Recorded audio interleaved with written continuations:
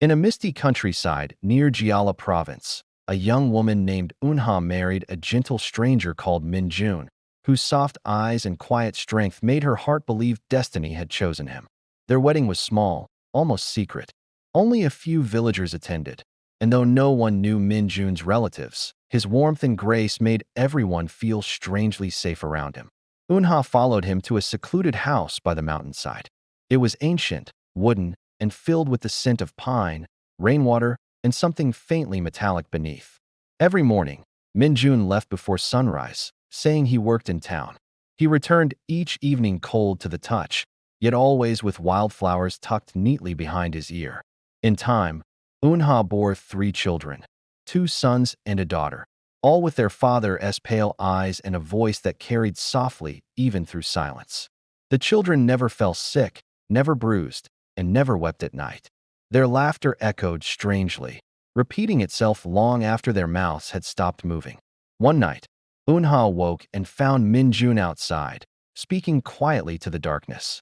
She thought he prayed, until she realized his breath never misted in the cold air. The next morning, she asked where he'd gone. He smiled faintly and said, "I was visiting ancestors." His words felt tender, but his skin felt colder than marble. Soon, mirrors fogged without heat. Shadows stretched unnaturally. Sometimes Unha heard her children whispering names of people long dead while playing near the old chestnut tree.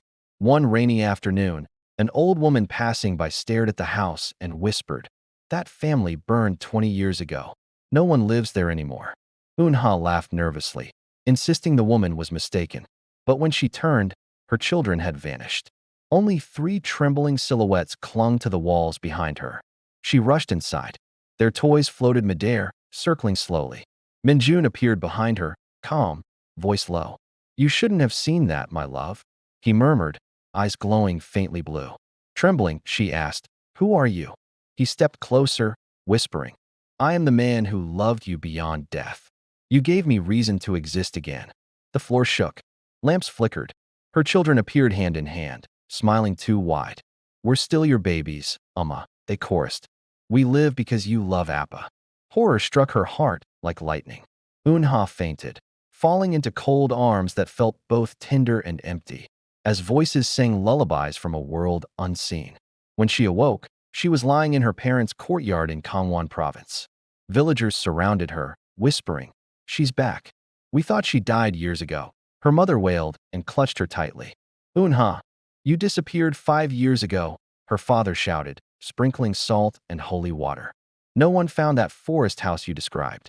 Unha stayed silent for weeks. At night, she heard her children's laughter carried faintly by the wind, echoing through her dreams like broken music boxes. A monk from a distant temple came to see her. He prayed and led her back to the forest, where only ashes and bones of old would remain.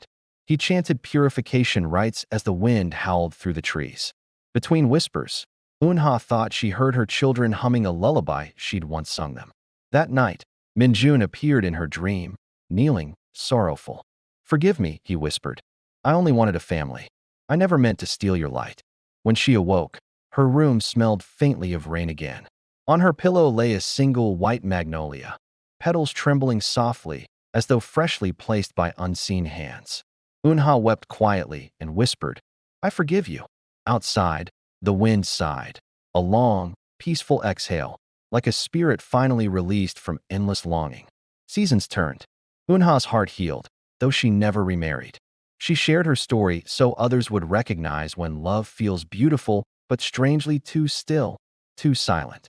Years later, on her daughter's wedding day, a cool breeze entered the hall. The scent of magnolias filled the air. Unha smiled knowingly and looked toward the door.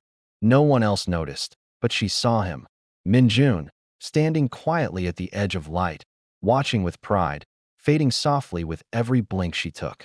For a brief moment, her eyes met his, filled not with terror but peace.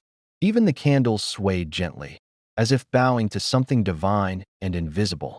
After that day, she never dreamed of him again. Yet magnolias bloomed unexpectedly by her window each spring, always after the first heavy rainfall. She lived to old age, beloved and wise, her tale whispered as both a warning and a testament that love, even cursed, can choose kindness at the end. And when Unha died, villagers swore they saw footprints in the dew, 2 sets, leading away from her home toward the misty mountain, never to return again. And she was laid to rest. Both Unha and Minjun happily meet together in the land of the spirit. Make it possible to follow, like, comment, and share.